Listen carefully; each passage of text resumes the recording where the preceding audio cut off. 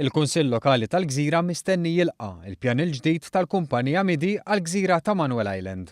Stqar dan is-sindku tal-lokalità, Konrad Borġ Manxe, li nnota kif fit-tibdiliet tal-pjan tagħha il-Midi kkunsidrat bi sħiħ l-oġġezzjonijiet u l-proposti li kellu l-Kunsill Lokali. Ankun qed nagħmlu agreement anke bil-miktub magħhom fejn daw il-kundizzjonijiet irridu jiġu rispettati, ovvjament ma rridniex li jiġri l-istess ħaġa bħal ġara tinje. L-iskop tagħna mill-bidu kien li jsir proġett holistiku li jgawdi minnu kulħadd. Ġifieri ovvjament irid ikun vijabbli għalihom, però irid ikun vijabbli għall-pubbliku wkoll. Il-konsorzju Midi innutaw kif il-pjan il-ġdid jinkludi ferm iżjed spazji miftuħa għal total ta' iktar minn 80,000 metru kwadru.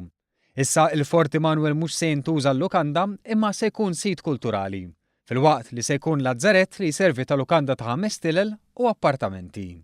Lilin minn dan ix-xatt kollu se jkun aċċessibbli b'mod faċli għall pubbliku u b'kollox se jkun hemm restawr b'valur ta' 50 miljun euro. Dan kollu filwaqt li kummerċjalment se joffri opportunitajiet ikbar. Is-Sindku tal-Gżira innota wkoll kif se jkun hemm restrizzjonijiet fuq l-għoli tal-bini u l-fetħiet disponibbli, partikolarment mal-Fortizza, se jservu ta' pulmuna żona. Borġ Manxe spjegam li għall-aħħar xhur il-Kunsill iltaqa' regolarment mal-Midi sabiex jintlaħaq ftehim li verament ikun ta' ġid kemm għall-kumpanija kif ukoll għar-residenti. Dan l-iżvilupp seħħ wara dak li der ostaklu kbir biex jinqabes, fejn saħansittra l-aċċess għax-xatt ta' Manuel Island reġa' infetaħ wara azzjonijiet mill-Kunsill tal-Gżira u membri mill-Kamp Emerġenza Ambjent.